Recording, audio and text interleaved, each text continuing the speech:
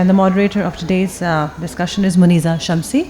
I would request you to put your mobile phones on silence mode, and we'd appreciate if we can remain silent throughout the session. We'll have a question and answer session at the end for 10 minutes, so you can wait for that. Muneeza Shamsie, author of the Literary History Hybrid Tapestries, the development of Pakistani literature in English.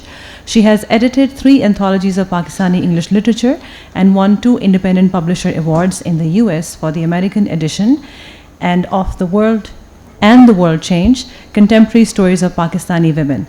She serves on the international advisory boards of several academic journals and is bibliographer for the Journal of Commonwealth Literature. In 2014, Ms. Shamsie joined the advisory committee of the DSC Prize for South Asian Literature and was on its 2013 jury. From 2009 to 11, she was a regional chairperson of the Commonwealth Writers' Prize. She lives in Karachi and regularly writes for Dawn, Newsline, and Newsweek Pakistan. Over to you, ma'am. It gives me great pleasure to be here today with Aamer, who's a very old friend and also a writer whose work I greatly admire. Aamer grew up in Karachi and he left for England in his early teens and has lived there since. And he describes himself actually as a Karachi-born Londoner. But this experience of movement, of migration and of Karachi is actually central to his fiction. And also his intertextual engagement with diverse literary texts, both Western and Eastern. He has received the KLF Literature Prize for his story collection, 37 Bridges, and was shortlisted for the Commonwealth Writers' Prize for his novella, The Gulmohar Tree.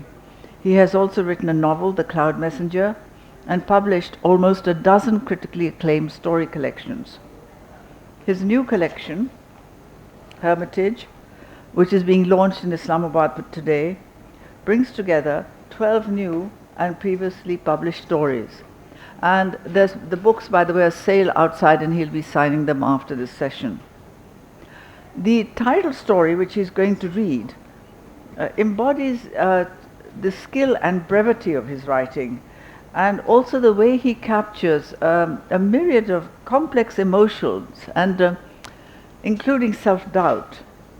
And it also represents to me his ability to question the certainties of life and of a self-contained world. Aamer, if you would read from Hermitage. This is the title story, and have I got 5 minutes to read? Do you think so? Yes.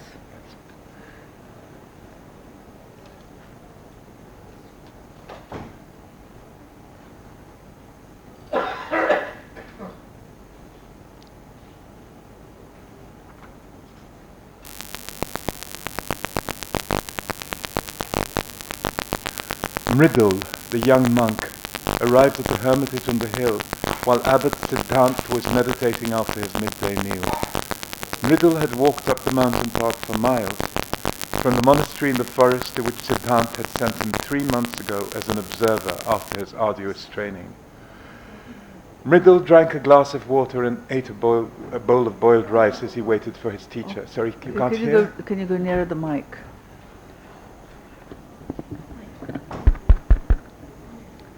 Maybe you should put it, should put it lower near you like that. What brings you here? The abbot asked his disciple after accepting his greeting. Mridul's forehead was furrowed, his lips dry. There is a disturbance in the forest monastery, he said. The nun Trishna has been ordered by Abbot Ajit to go into retreat. What caused this? Siddhant asked. The congregation reported that she was singing with too much joy in her voice in the morning assembly, Mridul replied. And then Siddhant remembered when, many seasons ago, 20 or was it more, as abbot of the monastery in the forest, he had reprimanded Ajit for singing with too much authority in his voice, as if the singer, not the song, was of primary importance. Siddhant had put Ajit through various trials, and the young monk had put himself through mortifications, until his song had fallen into silence, and then, when he regained his voice, into placid unison with the other singers of the congregation. And how many seasons had passed since Siddhant, taking with him only 3 disciples, had departed the forest for the cool air and harsher soil of the hills, leaving the forest monastery in the hands of his disciple Ajit, who better than anyone had known what it was to conquer his own arrogance. I have heard, the abbot said, that since Trishna arrived, too much time is given to singing in the forest monastery. That is what I sent you there to observe.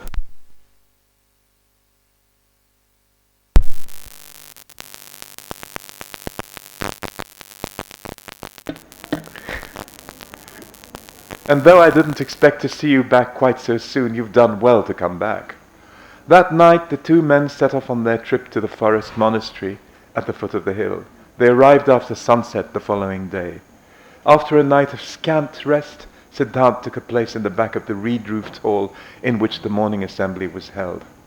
The gentle chant of the monks and the nuns took him deep into a well of emptiness, until he was pulled out of his silent reflection by a rich male voice rising and soaring above the other voices of the congregation. That voice is the voice of the young Ajit, he said to himself, but instead of the victorious tones of his younger days, he is now singing of longing and pain. But in his inner ear he heard the echo of another voice, that of the youth he once was, who when he was meant to sing a hymn had sung instead the words of a popular love song. And Siddhant saw in his mind's eye a female form, bowing from the waist, reflected in running water, face tanned golden, great brown eyes, thick black hair coiled loosely on a golden nape, bare shoulders over a white sarong, feet dipping into moist soil, the form for which the youth had sung, instead of a hymn, a song of love. At a moment he considered opportune, when the monks had eaten their midday meal and gone into the forest to forage for roots and fruit, Siddhant called Ajit to him. They spoke in solitude all afternoon. The next morning, even before assembly, the monks and the nuns of the hermitage were in turmoil. Trishna ran away from her cell last night, Mridul told Siddhant when he emerged from his hut, to see what the unseemly turbulence was about. It appears that she had spread powdered petals of the datura flower that causes sleep and sometimes causes death all around the dormitory, so that no one would hear her leave. The nuns didn't wake until the sun rose. And when in fear we went to report her disappearance to Ajit, he too was gone. He left this for you. He handed Siddhant a sealed letter. Shall we go to look for them? No, Siddhant. No, said Siddhant, looking up without opening the letter. They have gone and will not come back. He tore up the letter, which he threw on the water of the river that ran nearby. Our work here is done, he said. Let us go. Leave the inhabitants here to choose who among them will guide them now. You may return with me to the top of the hill and the peace of our hermitage. Your apprenticeship here is over. Weeks went by. Mridul returned to the more rigorous life of the hermitage, surprising himself at how he had adjusted with ease to the severity of life in this rocky place, where vegetation was sparse and water had to be drawn from a well at dawn, in sharp contrast to the relatively relaxed rules of the forest hermitage, where green plants, abundant fruit and flowing water induced a torpor that made even the mortification of the monks seem more like an interlude than a way of life. But one morning he became aware of a change that had been taking place in the air around him. Now there was a voice rising above the plain chant of the other singers, rising, soaring, dipping, improvising, a voice with hoarse low notes and clear plaintive upper notes, and he wondered how to tell Siddhant that the voice he heard each morning, his master's voice, made his heart lurch, his limbs tremble, his tongue seek out new words and sounds, and his voice break with a yearning that until now, in his young life, he had never known.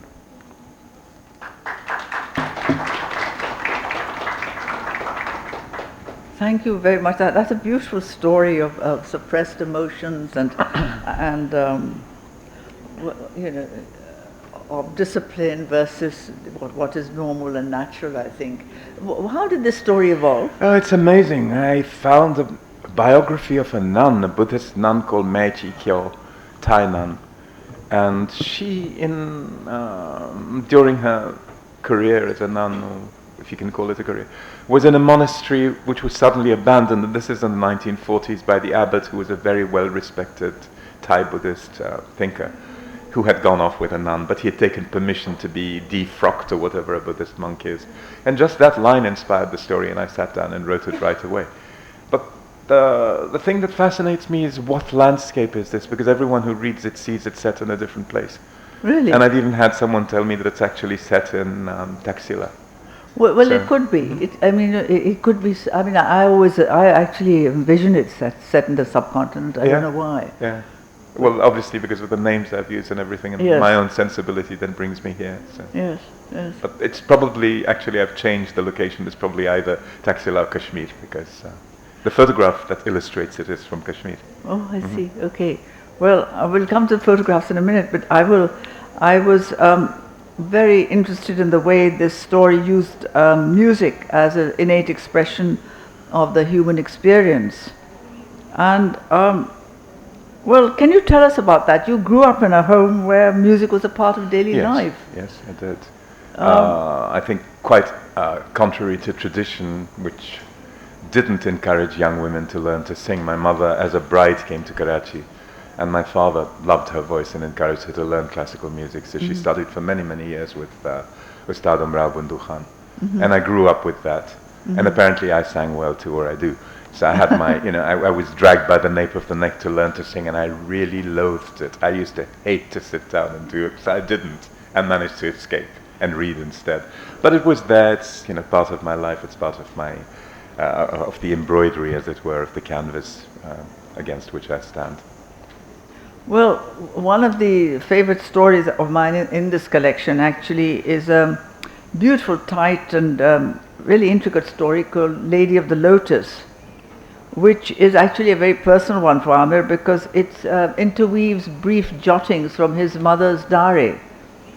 Sabiha Aamer Hussein, some of you possibly remember her or know her. She lives in London now, and it captures her profound love of classical music and her singing lessons. Actually, in a way, it was a personal story to me, and it brought back my childhood because my parents loved music, and we used to have Ustad Aamer Khan and Budnu Khan used to come and play, and used to have these musical gatherings. Anyway, this is the story that Aamer sort of constructed from jottings of a diary. I love the way he introduces fiction and reality, and he merges the two. It's very beautifully done. Her daughter gave her the red diary with a sketch of a poem printed on each poem as a gift for her 15th wedding anniversary in February. She had a meeting that morning and a formal dinner to attend in the evening. Her husband had a difficult day. He didn't want to go. The next day, she was at the airport at noon to receive the mother of the nation, who was coming home from a trip abroad. Later, a meeting at her sister-in-law's house to discuss the situation and progress of Muslim women. Her husband told her he'd had disturbing news. In the diary, she wrote, "Just when I feel on the edge of a discovery, an illumination." Between then and June, after her opening entries, she used it only to write down the words of the song she was learning. Her handwriting intertwined with the printed words and pictures on the pages. June was a musical month. Her teacher, whom she called Khan Sahab, invited connoisseurs of classical music, including Shahid Ahmed, the editor of the literary journal Saki, to hear her sing. She performed 3 rags, Kambavati, Anandi and Des, without making a single mistake. Her teacher was quite satisfied. Her husband was pleased. The audience impressed. She was thinking of her deadline, a text to be handed over to she the next morning. A musician from Bengal, Begum Jabbar, played the sitar very well. She sang Kambavati and Darbari. Her teacher was satisfied. She wasn't. She missed a farewell party for her friend Jane, who was going back to America. As the next season, 4 days later, Begum Jabbar played well again. Khan Sahib sang well, and her songs were well appreciated. Her husband was very pleased with her singing, her teacher exultant. 2 days later, she was singing again at a concert. She didn't feel she sang too well. Her teacher was most dissatisfied. There was a series of dinners to attend before the music conference at the New Arts Council. Amanat Ali and Fateh Ali were performing on the opening night. She enjoyed their recital. On the second, Nazakat Ali and Salamat Ali were good in parts, but she was bored by the vocal gymnastics of Roshanara, Queen of Song. She started to learn the new Darbari Tarana. It was a composition by Tanra Khan. She tried to sing a Thumri in Bhairavi with her own improvisations and embellishments, but she didn't make it up. She didn't make it. She practiced Darbari in the evening for 20 minutes. She cancelled a party at her friend Suad's to practice a new Malhar, but he made her sing Anandi.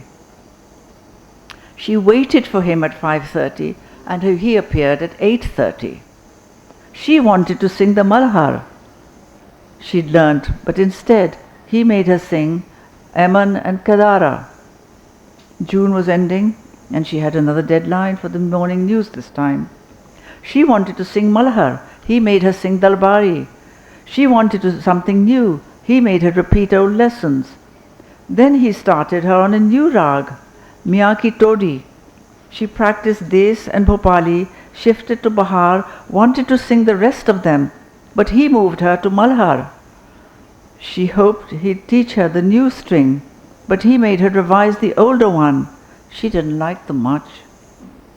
A full Darbari with a new Tarana and a new Kambavati at the last, satisfied, she writes. She notes her deadlines in the diary, but she doesn't write about her driving her children to school in the mornings, 4 miles from PCHS to Clifton, or picking them up for lunch. She mentions the parties she attended, but that night she came back laughing because the Portuguese ambassador had called her the Maria Callas of Karachi. She didn't record the passing of the seasons, the walks on the lake in the mild evening breeze, the flowers and the fruit she grows, or the frangipani fallen on the wet grass, or picked off the branch in the morning for her hair.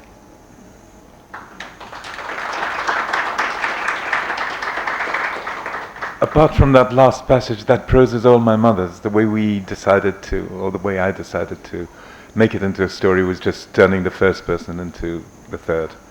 So, in fact, what you're hearing is absolutely her voice, just slightly refracted through my redaction. And it's rather lovely because, I mean, I couldn't sort of read the whole story, but it's other than the whole thing of creativity and self-expression and self-doubt, and it also leads up to her brief longing for rain in arid Karachi, you know, but so abundant to Malwa, to which she belongs. And so it gives the whole story a whole range of metaphors, including an intertextual engagement with a famous Malwa folk legend, which is these possibly history, because Bal Bahadur was a historical character, the ruler of Mandu. What is the story? Well, this prince of Mandu went against the Mughals and was killed, and Rupmati, his bride, who some say was a singer and some say was a Brahmin and some say was a princess, Rajput princess, she was his partner anyway, and she was a poet. And Adam Khan, who conquered Mandu, wanted her as his concubine, and she killed herself. Some say she set herself on fire, and some say she poisoned herself. So, of course, Malwa is also the place where where Kalidas was Ujjain.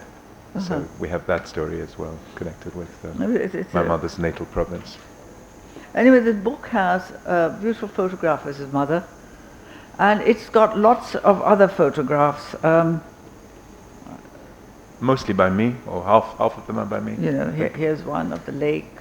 That's taken by a Kashmiri writer, in fact. Yeah. And there's this, they're just beautiful. Here's another one. So all this... that's near my house in London. Yeah, so all the stories have these photographs.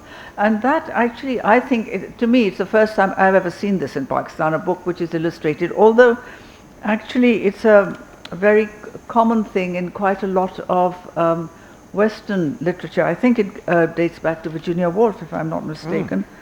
Jonathan Tell, he's another short story writer. W.G. Sebald.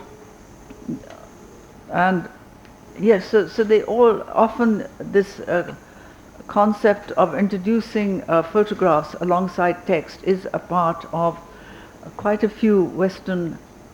So why did you use it? What does it mean to you? Hermitage had its genesis in a booklet called Love and Its Seasons, which was published in Wales by someone who was at once a student of mine and a poet herself, Leona Medlin. She's American. She was at a workshop. I don't really like giving creative writing workshops, but once in a while for money I do it. And she attended that because she liked my work, and she asked if she could publish some stories that had never appeared in a British edition. And we became Facebook friends, and she said, I love the photographs you put on Facebook of your walks around your neighborhood, so can I illustrate it with pictures? And we did that. Yeah. And then I got sketches and drawings and paintings from friends and so on, and this tiny little book became a kind of collage of images and stories. And then Shahbanu in Karachi liked it and said, could she do something similar in Karachi? So. Well, that's really... And the cover is by Shahbanu, who's my publisher and editor as well. So, who's unfortunately doing another session. Yes, I'd hoped she'd be here. She's actually translated one of the stories that Aamer has written in Urdu. He's recently, his first story he ever wrote in Urdu, and it was originally translated as the Swan, as the... Well, I did a completely different version called The Swan's Wife. Yes. Because, I mean, I had been commissioned to do this story for an anthology of retold myths and legends in America. And I wasn't being able to write the English version. Somehow it just came in Urdu. For the first time in my life, I sat down and wrote stories in Urdu over a month. And when I then started to try to write it or translate it into English, I realized I couldn't. So it became quite a different story. Yeah. So it doesn't follow the Urdu text at all. Therefore, we then decided that Shahbanu would present the Urdu story as close to the original as that's possible. In here, and it's called The Wounded Swan, and it's a very beautiful story. It's taken from subcontinental legend, but it's actually about Maya, East European migrant's daughter in England, and her fascination with a swan on the lake. And he uses... It's actually very, very autobiographical, that story. Is it? Yeah, it's very close to my own life. And then the other story... Even this one. Even this one, the 37 Bridges. No, this one. The Swan's Wife. The Swan's Wife. The swan was actually very much a part of our relationship. Yes. A hungry swan that needed to be fed in winter. The other thing emerges in other stories also is the way he uses images of natural life as a kind of panacea, I suppose, for human suffering, and it's very, very unintentional. It just comes. I mean, but it comes in several stories. Scholar of literature sitting there who always points out that, I have this ecological bent in my writing, but I wasn't aware of it at all.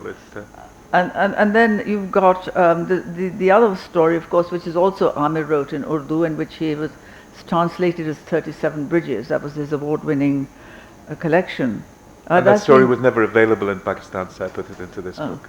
Well, it's called Bridges here, and it's been translated by his mother. And that's about a Turkish Cypriot in Paris. 37, she goes through the 37 bridges of Paris, looking for... she's an exile, and she has a fellow Muslim Pakistani London-based narrator comes to visit her, and there is this sense of dislocation and also the European attitudes towards Muslims. Yeah, capital cities in Europe being both harbors and refuges for migrants and refugees, and also hostile places. So I think that this exists very much in London as well. The duplicity of the reception of foreigners. And it's also, I think, quite prophetic of Brexit, this story, in some odd way. Yes. Yeah, though it was written before. Well, but he does, what I like about another thing I like about his work is the way he goes through different texts. He engages with different texts in different languages. Layla and Majnu is, of course, very much a Indo-Pakistani or Pakistani story. It's originally an Arabic legend. And he has two different versions of the story related. One is The Man Who Stood Still, which consists of a correspondence between a nameless narrator and a woman called El. And there's you get a sort of twist and a nuance of the Layla Majnu story. and another one called The Name, which captures an elderly, ailing Leila, taunted by her husband for her ugliness and the shame of a madman who sings songs to her and claims to be her. And his reconstruction of the story is actually inspired by a line from Attar, and he underpins it with an extract from Attar, translated from the original Persian. So can you tell us about your engagement with Attar? And Yeah, I don't know when it began, but I mean, I probably first read a verse from the Conference of the Birds in Persian. I have a wonderful anthology of Persian verse, which is bilingual, but I really need to look at the English. And there was this verse that inspired the title of my book, Mirror to the Sun, which in fact is illustrated with calligraphy, birds in formed of Arabic or Persian letters. And that was a verse from Attar. And then I read the Conference of the Birds first in English, and then, as much as I could in Persian. I love the storytelling qualities, apart from whatever mystical or metaphysical underpinnings there are. I love the storytelling qualities of Attar. And finally, for this book, I decided that I would just choose 5 stories from Attar's writings. yes, he's got tales from Attar and 3 tales after Rumi. Two the Rumi ones came much, much earlier. Yeah. Oh. But they were sort of influenced by the French prose of Eva.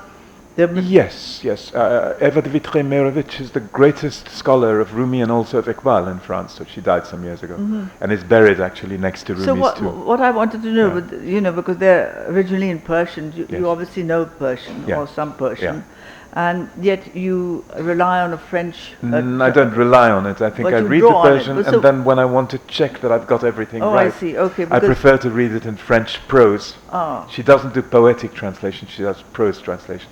Because if I read the English translation, it might affect what I'm doing. I see. Okay. I don't want someone to say, "Oh, you just lifted this from Arbery" or something like that. So.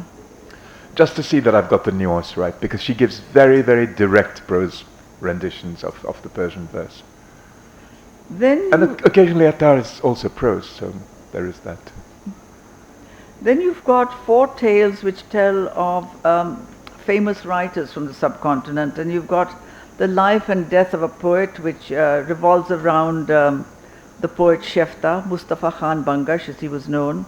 And Uncle Rafi is about your discovery of a posthumously published story collection by your maternal great-uncle, who wrote under the name of Rafi Ajmeri. You have a creative memoir, Annie, which captures Qurratunain Heather, a family friend, and her influence on you. And then you have Dove, a brief story which draws on the autobiography of the late Urdu poet Ada Jafri. I think I'll ask you to read from the Ada Jafri story first. It's and then partly set in Islamabad, or it is set in Islamabad. Oh, is it? Yes. Yeah. Oh, okay. Well, that was because I was reading her autobiography, and she had this wonderful chapter about her relationship with a bird, or with the image of a bird, and I thought, why not try to do something in English inspired by that? Do you remember which page it's on? You found the page? Have you found it? It's towards the end, just before Annie, I think. This is a story that's just 1 page long, and it's in 2 sections. Often on those long afternoons in the old house in Badayoun, when sunlight spread golden carpets on the stones and the older women had taken in the washing, and the children were tired of playing hopscotch in the open courtyard, or leaping from balcony to balcony, the girl would go to the terrace and shelter in a stone pavilion with a novel or write couplets in a notebook, and then, as if she'd invited it over, the dove would begin to call her from a tree, and its call would lie like a shadow on her skin, but she never saw the bird that gave her invisible company. Part 2. For years after she left and crossed borders and moved houses in Karachi, then Lahore, and then Rawalpindi, and back to Karachi, and was known as the country's queen of melancholy verse, she thought her invisible friend had abandoned her. Yes, but once in a top-floor bedroom in a tall, empty house in Islamabad, paralyzed by strikes and demonstrations against a corrupt regime, as she stood looking out of a window at the flowering jacaranda, she heard the dove's call from the tree's upper branches, and she wondered how its plaintive song could ever have seemed to her to be the harbinger of joys to come. It's a beautiful story, and it's so Took me 10 minutes to write. Did it? Yeah. Well, you did. I mean, you know, I can't imagine writing a story in 10 minutes, but it's absolutely frequently beautiful. do. And it brings again that link between nature and human emotion. You know, I hate writing, so sometimes if it just comes, I let it, and then that's it, and then I look at it later and put it right there. So, I mean, so basically this story just came from something you had read about. It had been sitting there for ages, and I just kept thinking maybe I should just try to translate this chapter, and then I thought, no, put the book away and tell it in English, so the way you remember it. What does it say about migration? These are two migration stories, this one and the one on Shefta. Yeah, you know, Muneeza, of course, you know, you have a shared family history in many ways. Some of us who saw our parents leave behind their homes and come to Pakistan and sort of celebrate their new life here, and then was suddenly, particularly after 1965, I think, wrenched away from their roots and couldn't go back as easily to see their families, and suddenly felt divided. You know, I saw my mother go through this for many years before we moved to England. So I think that migration, in fact, probably is a much bigger thing for me than migrating to England, which was, you know, in a way it was a familiar place because it was familiar from books and so on. I spoke English as a first language from early childhood. But that sense that one had from one's parents of having left behind a place and happily settled in another one, only to rediscover that the old left behind place had become so remote that there was no access to it. Yes, I think it's the last I think that's that a dark becomes, metaphor. yes. And particularly because, and surprisingly it was women of the generation before ours, and in my case particularly Quratullah and Haider and your aunt Atya Habibullah, who actually really kind of imprinted this feeling of migration on me. Mm-hmm. But we are cut off from something, and always will be. Yes, yes, I see. What about Rafi Ajmeri? Can you tell us about him? It's a very romantic story. This was my mother's maternal uncle, Mamu, so he was Mamu Mia. And I used to hear about this mysterious book that this mysterious Mamu Mia, who died at the age of 33 in 1937 in Delhi, I believe, Bombay, had written. And no one had this book. Then finally Asif Farokhi's father found me one short story, and then found the book in the archives, photocopied the whole thing and sent it to me in 1997. So this was the first time in about 40 years that my family had been able to see the book that their uncle had written, and they're beautiful short stories. In fact, one or two of them were clearly influences on both Shafiq ur-Rahman and Khadija Mastur, who lifted whole lines of those stories.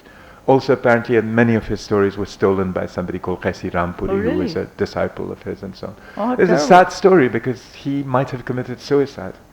Oh. Yeah, he had he was manic depressive, they called it melancholic, and he died very young. So, in Bombay in 1937, at the height of his promising career. And your story Annie, which is actually is a kind of creative memoir, has also got your own engagement with her. Can you tell us about your influence and about Quratullah and Haider and the whole family relationship? You see, Quratullah and Haider was a family friend who I met first at the age of 12 and a half, though she said it was earlier than that, and used to send me books and magazines to this horrible school I was in Uti in India for 2 years. This was this magic adventure that I went off on, leaving Karachi at the age of nearly 13 to go to study in South India because my another maternal uncle taught there. And it was just misery. It was a cold, dank place. It was a relic of colonialism. There was nothing a young person could do. Plus suddenly I felt very, very estranged away from Pakistan because my mother's family had been... So Annie used to send this stuff to me, and I sort of knew her through my teens and my 20s, and it was only much later that I just realized she was the greatest Urdu writer in the subcontinent. I don't know what kind of bubble we live in, but to me she was just Annie Khala who came in and out, and she would fling these manuscripts when she was staying with us in London and say, read this, I've just translated a story into English. And I would mark it up and say, no, this line doesn't work, that line doesn't work. And she said, what is it about my English that doesn't work? I said, no, you write beautiful English. So this was the relationship we had. And then finally, I think I must have been in my early 30s when she said, Mia to meri kitab Urdu mein padho, and threw a book at me, and I loved it. That's how I kind of went along with her. And then I just realized that she was not only a great writer, but she was actually an amazing human being. I think people didn't know her very well, but she had qualities that I've really not seen in anyone in my life.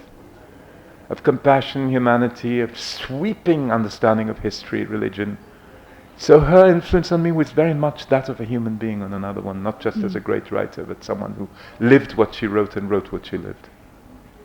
I miss her to this day. I'm very going to much, open out for actually. questions in a minute. I just want a very quick question. You're actually,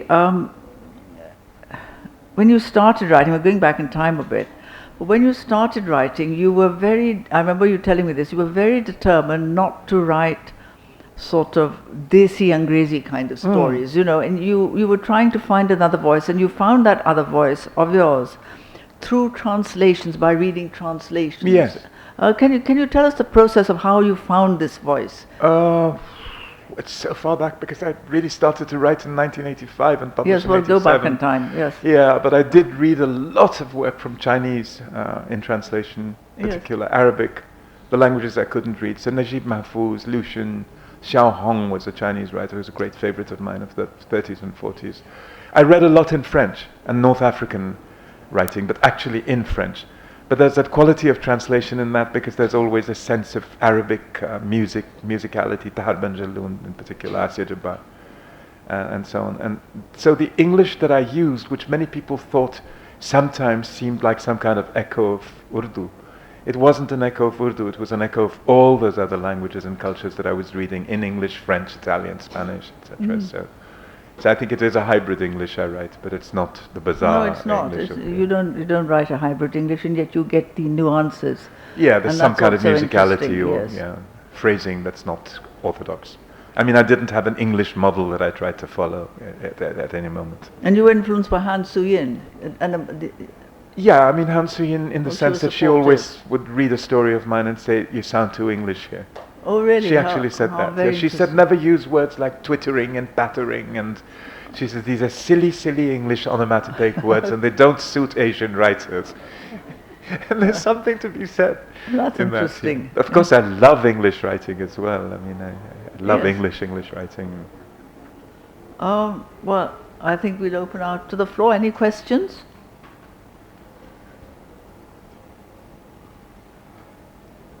Have you exhausted them all, Muneeza? Goodness. The questions, I mean, not the audience. No, I thought there might be some for the floor. Ilona has. More. What should I read from? Something from 37 Bridges, maybe? Yes, why Or- not? or you- 37 Bridges, very nice. Yes, why not 37 Bridges? Because it's a translation. It's a kind of Yeah. how an original English. Yeah, and it's somehow my mother's managed to capture the Urdu perfectly, and she's actually made it sound quite like the way I sound in English. So, just Page a short, 66 it is. Page 66, okay. That's a short passage.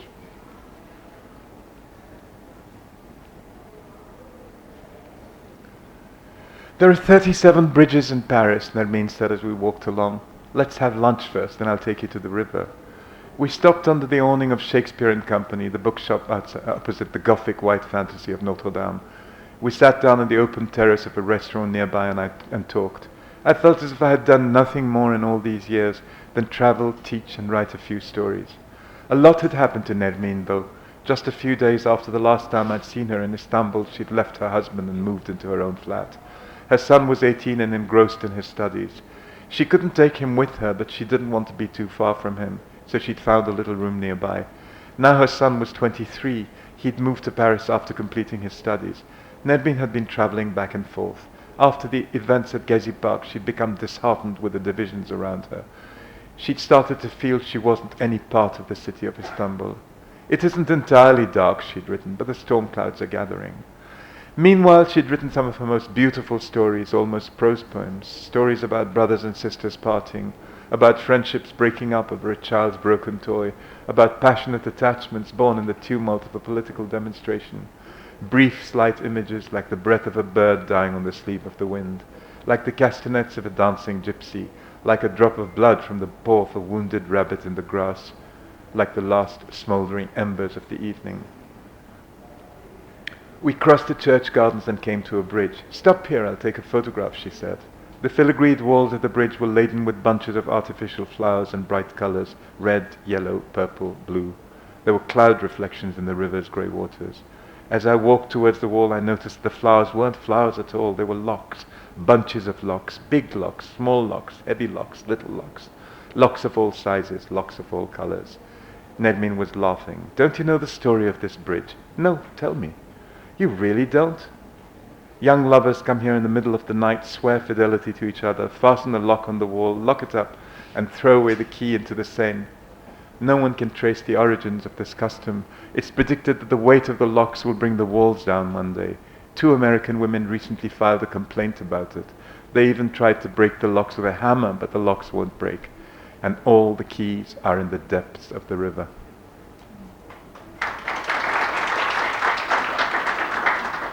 That story in Urdu is called Saint-Ispul. So it's, there's one question, yes.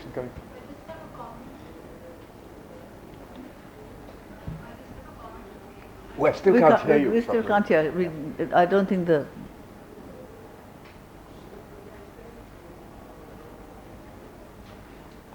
I just wanted to make a comment. Your description of the environment was really vivid. I mean, it was really graphic. You could really picture the whole scene in front of you. Like the way you describe the environment, that's really sort of captivating. Thank you. I look at paintings a lot, and I think that helps too. Yes.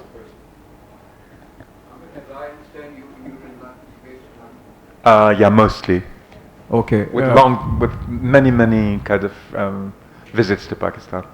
Okay, you're a fantastic writer, no doubt about it, and really appreciate it. I appreciate what you read and really liked it. My request to you would be that based in London, would you be able to help all these publishing houses that have found their new home in India or their second home in India? At least 1 or 2 should come to Pakistan. Well, we were having a conversation about this in the Writers' Lounge a little while ago. I feel that all of us need to get together in Pakistan and set up our own publishing concerns because we're too dependent on others. My last 4 books have been published in Pakistan, 3 of them I think before they were published anywhere else. But I make a point of keeping Pakistani rights to myself. I just don't think we have enough encouragement to publish here. We have an audience here. It's growing and growing and growing so that most of our books actually are sold to Pakistani readers wherever they're sold. Yeah. And yet we are shackled to, I think, publishing in England and India and sometimes in America. But yeah, I really do think we need to do something.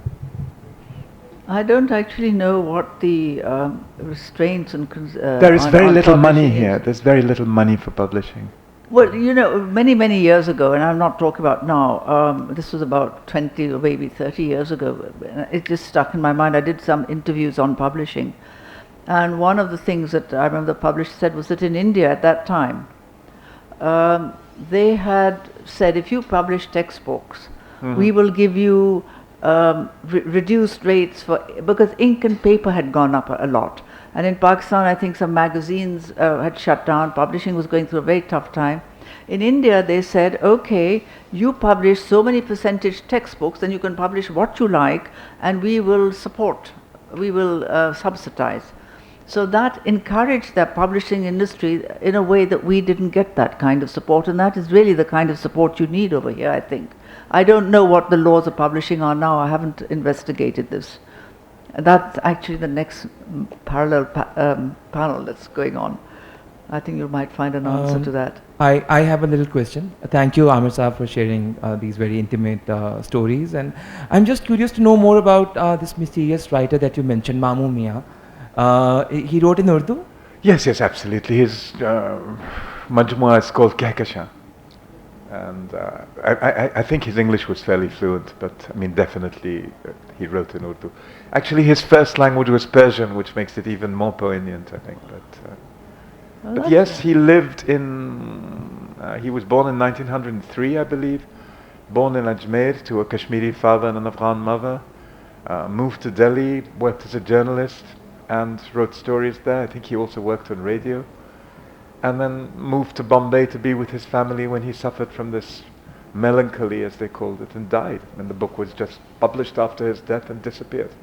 But the stories were scattered in magazines throughout his. But the stories were found by Asif Farooqi. Well, no, the book was book was- actually published, and then, of course, must have gone out of print maybe in the early 50s. Right. Books used to stay in print longer then, and then because he was what you say, nagarka naghatka. He neither belonged here nor there. He was an Indian writer, but then Pakistan would have claimed him, and he would have migrated to Pakistan as his brothers did.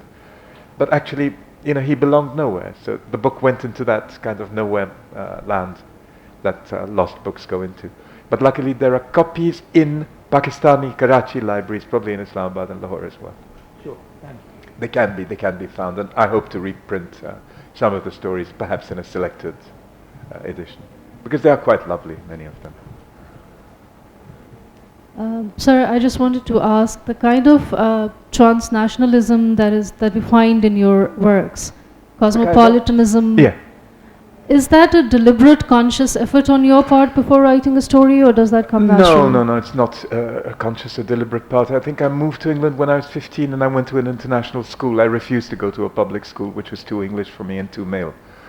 So I just grew up. I mean, my teens were with Iranians, Greeks, Arabs, Vietnamese, and then more and more I was with exiles, or people who had lost their homeland. My best friend was Polish. Another good friend was Iranian, and the whole revolution happened during the time we were friends while we were at university. And he decided he couldn't go back. Another friend was Armenian, but not exiled from Armenia, but from Ethiopia. So that sense of belonging to a community of people who had less firm ground under their feet than I had really influenced me, and I think that's why I'm very sensitive to the plight of people who've lost their homes.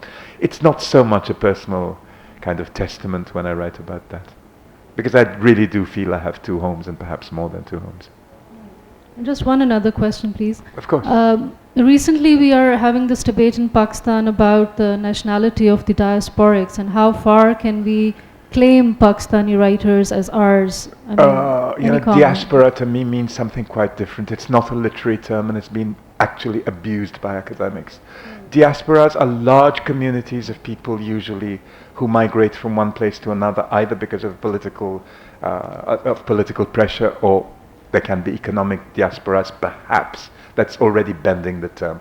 I have theoretical minded people sending me long spiels about what diaspora has now come to mean. To me, it doesn't mean that.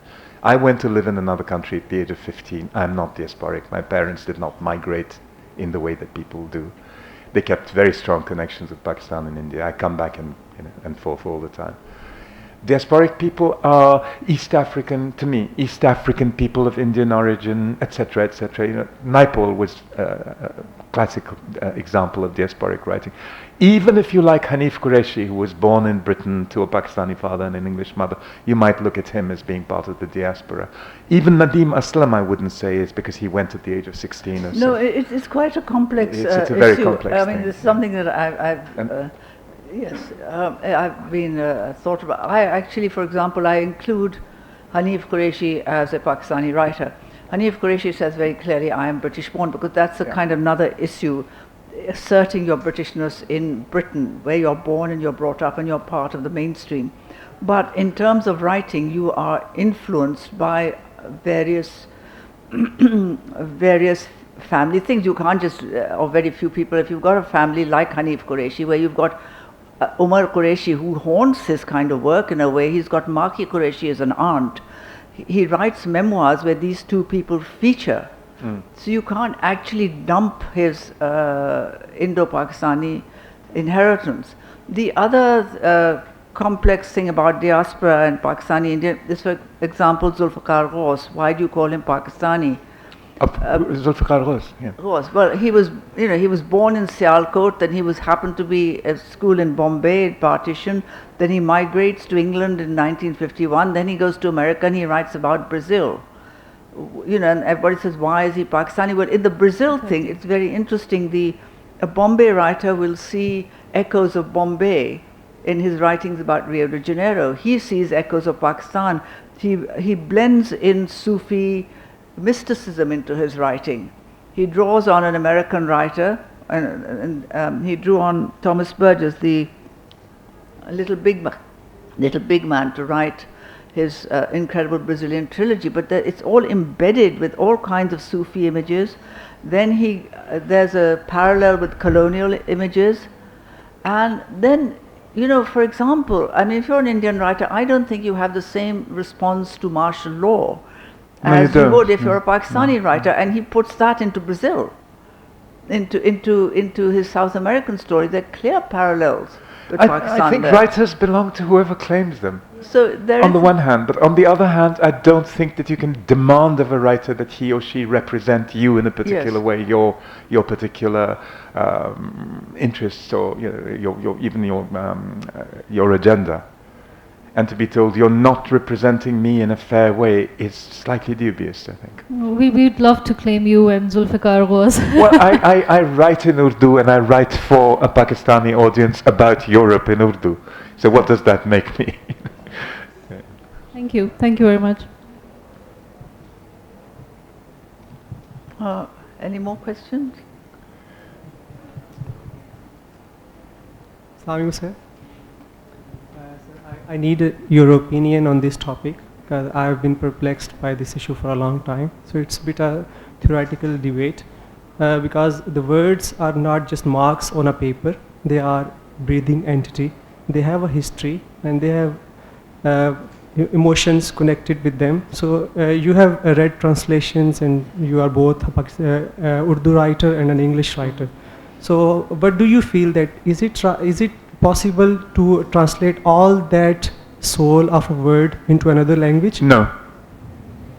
I'm personally a very bad translator myself, because I feel that each language has its own riches and richness. So why do you consider that the foreign language is depicting the reality? So how is it possible to depict that reality of another culture that doesn't speak that language, and they don't? What is the reality of another culture? I don't think that. I don't know. It depends on how you can express yourself in that particular language. Some people write in English, but they write about the country in which they live, in India and Pakistan, and they feel English is the language that depicts that reality, because that's the language they live in. Yeah, so I think that's fair for them. Yeah, but you know, the native speakers, you know, when they read a foreign language, they still feel that it's alien. They still somehow feel that it's alien. I'm sure they do, yeah. Yeah. But I'm not quite sure about the exact root of your question. Is it that when we read something in a foreign language, we can't completely relate to it? Yeah, you know, when English writers, you know, Pakistani English writers, when they depict Pakistani society, are they showing the honest picture of Pakistan? Is it possible? It is honest for them. If that's the language in which their sensibility has been created, it might not even be their fault. They might have been sent to an English school at the age of 4 or 5, as I was. Right. And they might not have been able to make that effort to break away from the shackles of one language into bilingualism. But I believe that most of us in this country are, to some extent, either bilingual or trilingual. And we can express ourselves differently in different languages. Like I know people who think in one language, write in another, and read in a third. So, you know, I think we are multilingual, and I think multilingualism is something quite important. I don't think that you can capture the exact essence of one language in another, or it's a great challenge to do so. All right, thank you. But I do think we should write in whatever language we feel the need to express ourselves. So can I ask another question? Yes. So it's a bit of a philosophical debate. You know, there is a thought in philosophy that you can read about an apple, you can study its dimensions, you can study its history, but eating and experiencing the apple is a wholly different thing than describing that apple. You know, if you have never seen an apple and you have never eaten the apple, that experience and describing that apple those are quite different things. Well, isn't writing always an effort to reach and to kind of express the unsayable, the unspeakable? Because many of us don't even think in a particular language. I don't. I see images and then I try to find the right words to describe that image. And sometimes those words come to me in a language that I don't write in. All right. So you know, the session before this session, there were some writers who had never been to the places they wrote about, and they were depicting that scenery and all that stuff. So can we take them to be authentic writers? Can you say that they are depicting Yeah, reality? because I think every geographical landscape we write about is to an extent imagined. So for example, you might read X writing about London and say this is a perfect depiction of London. Y says this is a London that I don't know at all. And A turns around and says, but this isn't London, it's actually another city, you've made a mistake. Because the writer never tells you the name of the city. So I think, yeah, we can make that effort. I think imagination takes us to all kinds of places. Leave that alone. We now have televisual images, we have written images, we have photographs. We can actually access foreign places live on our phones and see what's happening there. So I think that we no longer are cut off from places we write about. Thank you. We Thanks a can lot. sit in London and look at remote Africa. Thanks a lot, sir. Any more questions? Hello. Yes, There's there's one coming. Such a silly question to ask, sorry for that. But I feel an urge to ask, how does it feel, how do you get started writing? Was it natural to you, or do you enjoy your criticism? Because I can enjoy your writings on the internet and Google, everything. How did I start writing? Yeah. How did it get started, actually? How did you get started? I guess I always wrote a little bit. But, I mean, if you ask me about the very first short story I wrote that reached a complete form and I felt was publishable, it was because I was reading something in a novel about a faint attraction between two very young people who belong to the same family. And I thought there's something to be said here, and I could write a whole story about it. The story I wrote became something quite different. So it might be an urge or a feeling that just gets you, and because it isn't properly expressed on the page you're reading, you might want to explore your thoughts or feelings around that particular trope. That's how I started. Some people start with a burning desire to write justice or to right wrongs or something like that. I had no impulse like that, and I rarely do, honestly. I write sheerly from emotions and not from intellectual preoccupations. It seems from your writings that you enjoy your writing. So do you enjoy the criticism being made on your writings? I don't enjoy writing at all, and I think some of my best friends will tell you that I find it hilariously funny when people criticize it. Maybe there's some kind of confidence after 35 years of doing it, but no, I don't really enjoy writing. I did enjoy writing this piece that you asked me to read, Dove. Yeah, Did that you? was, yeah. Very occasionally it can be sheer pleasure, but... well, you did it in 10 minutes, just yeah, leaves me... that's usually when I'm echoing somebody else's writing, when I'm in dialogue with another writer, that often happens. And how is it in writing in Pakistan and writing abroad, for example, living in England and European...